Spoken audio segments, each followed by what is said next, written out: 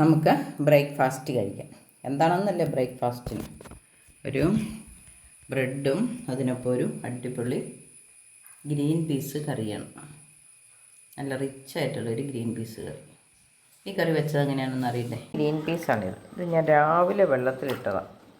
ഇത് ഇച്ചിരി ചെറുതായിരുന്നു, നമ്മൾ മാവേലിയിൽ നിന്ന് മേടിച്ചതാണ്. അപ്പോൾ ഇത് നമുക്കൊന്ന് കഴുകി വാരി അതിൻ്റെ രാവിലെ ഇട്ടിട്ട് പതയൊക്കെ ഒന്ന് പുളിച്ച പോലെ ആയിട്ടുണ്ട്. അല്ലാതെ അത് കുതിർന്ന് വീർത്തതിനെക്കാട്ടിലും ഇനി നമുക്കിത് വാരി 2-3 പ്രാവശ്യം കഴുകി വാരി ഈ കുക്കറിലിട്ട് അടച്ച് വയ്ക്കാം. നമുക്ക് വാഷറക്കിയിട്ട് നന്നായിട്ട് അടച്ച് വയ്ക്കാം. അടച്ച് വെച്ചിരുന്നു അതിനകത്ത് കുക്കറിലിട്ട്. അതിനൊരു അല്പം മുള വരാനുള്ളൊരു സാധ്യതയൊക്കെ കാണുന്നുണ്ടല്ലേ. ഒരു ദിവസം കൂടെ ഇത് വെച്ചിരുന്നാലറിയാം. അപ്പോൾ നമുക്കിന്ന് പകുതി എടുത്ത് കറി വെക്കാം, പകുതി ഇതിനകത്ത് തന്നെ അടച്ച് വെച്ച് നോക്കാം. ആവശ്യത്തിന് കുതിർത്ത ഗ്രീൻ പീസ് എടുത്തിട്ടുണ്ട്. ഇനി ഇതിനകത്ത് നമുക്കൊരല്പം പൊടികൾ ചേർക്കാം. ഒരു 1/4 ടീസ്പൂൺ കാശ്മീരി മുളക് പൊടി, ഒരു പൊടിക്ക് മഞ്ഞൾപ്പൊടി, ഒരു കുറച്ച് മല്ലിപ്പൊടി, അതുപോലെ അല്പം ഗരം മസാല. ഇനി ഒരു കുറച്ച് സബോള, ഇഞ്ചി, വെളുത്തുള്ളി,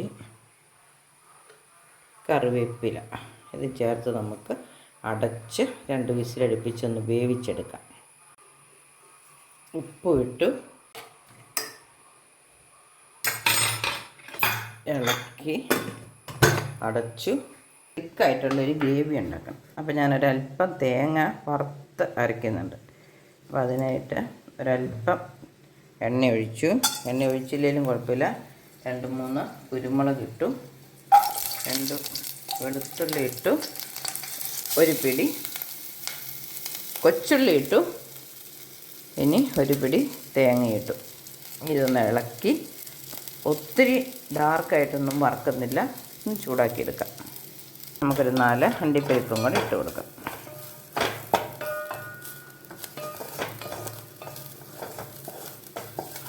ഒരല്പം കൂടെ ഒരു കളർ മാറുമ്പോൾ നമുക്ക് നിർത്തിയിട്ട് ഇത് അരച്ചെടുക്കാം. ബ്രൗൺ കളറിൽ വറക്കുന്നൊന്നുമില്ല, പറഞ്ഞല്ലോ.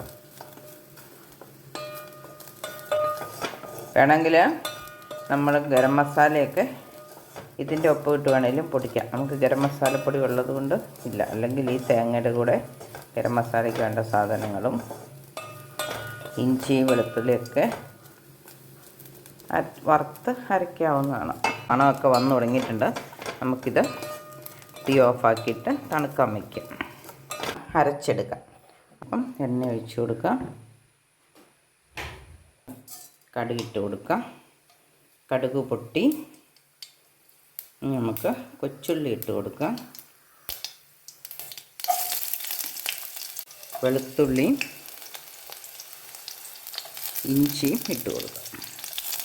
തീ കുറച്ച് അരച്ചിരിക്കുന്നത് അതവിടെ ഇരുന്ന് പതുക്കെ മൂത്ത് വരട്ടെ. എന്നിട്ട് നമുക്ക് ഈ അണ്ടിപ്പരിപ്പ് മുന്തിരിങ്ങയും കൂടെ ചേർത്ത് കൊടുക്കാം. അപ്പം തേങ്ങ ഇട്ട് കൊടുക്കാം. തേങ്ങയൊന്ന്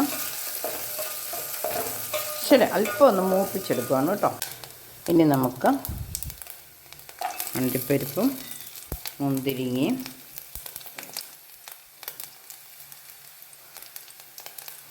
ചേർത്തൊന്ന് വെക്കാം. ഇത്രയും വേണമെങ്കിൽ നമുക്ക് ക്രിസ്പി ആയിട്ടിരിക്കണമെങ്കിൽ മാറ്റി വയ്ക്കാം കേട്ടോ. മാറ്റി വെച്ചില്ലെങ്കിലും കുഴപ്പമൊന്നുമില്ല. കറിക്കകത്ത് കിടക്കുമ്പോൾ അത് കുറച്ചൊക്കെ തണുത്ത് പോകും, പക്ഷേ ടേസ്റ്റ് മാറ്റമൊന്നും വരില്ല. ഇനി ചേർക്കുന്നത് സബോളയാണ്.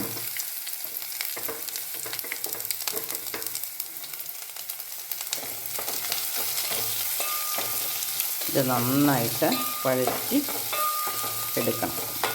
സബോള നന്നായിട്ട് വഴന്ന എണ്ണയൊക്കെ തെളിഞ്ഞിട്ടുണ്ട്. ഇനി നമുക്കിതിലേക്ക് നമ്മുടെ അരപ്പിട്ട് കൊടുക്കാം. നല്ല മഷി പോലെ അരച്ച് വെച്ചിരിക്കുന്നതാണ് കേട്ടോ. നമ്മുടെ വറുത്ത തേങ്ങ 2-3 അണ്ടിപ്പരിപ്പും കൂടെ ചേർത്ത് ഇത് ചേർത്ത് കൊടുക്കാം. ഇത് നമുക്ക് തേങ്ങ പാലൊഴിച്ചും വയ്ക്കാം. പക്ഷെ നമ്മളൊരു സദ്യക്കൊക്കെ വെച്ച് കഴിഞ്ഞാൽ ബാലൻസ് വരും. അപ്പോൾ അല്ലെങ്കിൽ പെട്ടെന്ന് കേടാകാനുള്ള സാധ്യതയൊക്കെ ഉണ്ട്. അതുകൊണ്ടാണ് നമ്മൾ തേങ്ങയൊക്കെ ഒന്ന് ചൂടാക്കി അരയ്ക്കുന്നത്. പിന്നെ അണ്ടിപ്പരിപ്പും തേങ്ങയും കൂടെയൊക്കെ ചൂടാക്കി അരയ്ക്കുമ്പോൾ ഒത്തിരി അങ്ങോട്ട് വറുത്ത് നമ്മൾ കൂടുതൽ കൊണ്ടുപോകുന്നില്ലല്ലോ. അപ്പോൾ നല്ലൊരു മധുരമൊക്കെ ചേർന്ന് നല്ലൊരു ടേസ്റ്റായി. അപ്പം നമുക്കിത് നോൺ വെജ് പോലെ, നോൺ വെജിന് പകരമായിട്ട് അല്ലെങ്കിൽ നോൺ വെജ് ഉപയോഗിക്കാത്തവർക്കൊക്കെ കൊടുക്കാൻ പറ്റിയൊരു കിടിലൻ കറിയാണ്. എല്ലാവരും ഒന്ന് ട്രൈ ചെയ്യണം. വല്ലപ്പോഴുമൊക്കെ വിശേഷ ദിവസങ്ങളിൽ ബർത്ത്ഡേയോ അല്ലെങ്കിൽ ആഘോഷങ്ങളോ പെരുന്നാളോ ഒക്കെ വരുമ്പോൾ നമുക്കുണ്ടാക്കാം.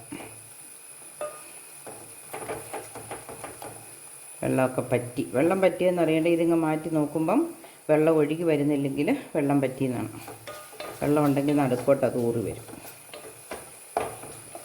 അറിയാവുന്ന കാര്യമായിരിക്കും, എങ്കിലും അറിയാൻ പാടില്ലാത്തവർക്ക് വേണ്ടിയിട്ട് ഞാനൊന്ന് പറഞ്ഞതേ ഉള്ളൂ. ഇതുകൊണ്ട് വെള്ളം ഒട്ടും ഒഴുകി വരുന്നില്ല. ഇനിയും കുറച്ചും കൂടെ ആണെങ്കിൽ എണ്ണയായിരിക്കും ഒഴുകി വരുന്നത്. അപ്പോൾ എണ്ണ തെളിഞ്ഞു എന്ന് നമ്മൾ പറയും.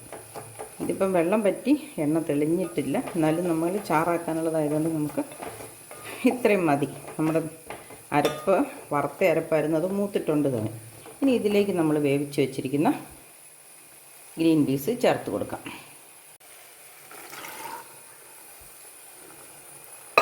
ഇനി നമുക്ക് ആവശ്യത്തിന് വെള്ളം പോരെങ്കിൽ ചൂടുവെള്ളം ചേർക്കാം. ഇത് അപ്പത്തിൻ്റെ കൂടെയോ പൊറോട്ടയുടെ കൂടെയോ ബ്രെഡിൻ്റെ കൂടെയോ ഒക്കെ നമുക്ക് കഴിക്കാവുന്ന, അല്ല സൈഡായിട്ട് അല്ല ഇത് കൂട്ടി കഴിക്കാവുന്ന ഒരു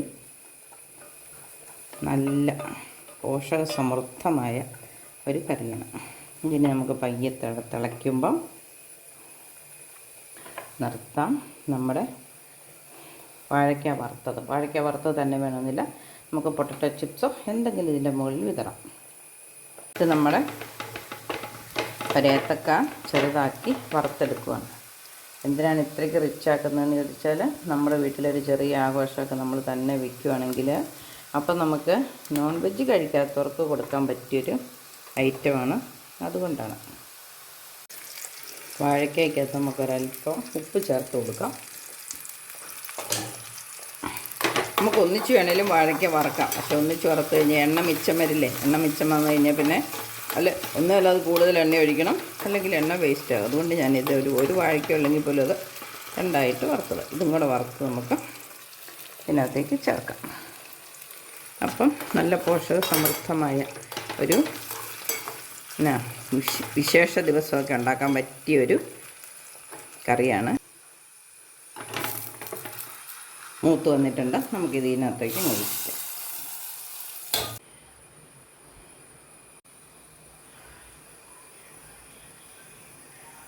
നമുക്കിനി ഈ കറിയും കൂട്ടി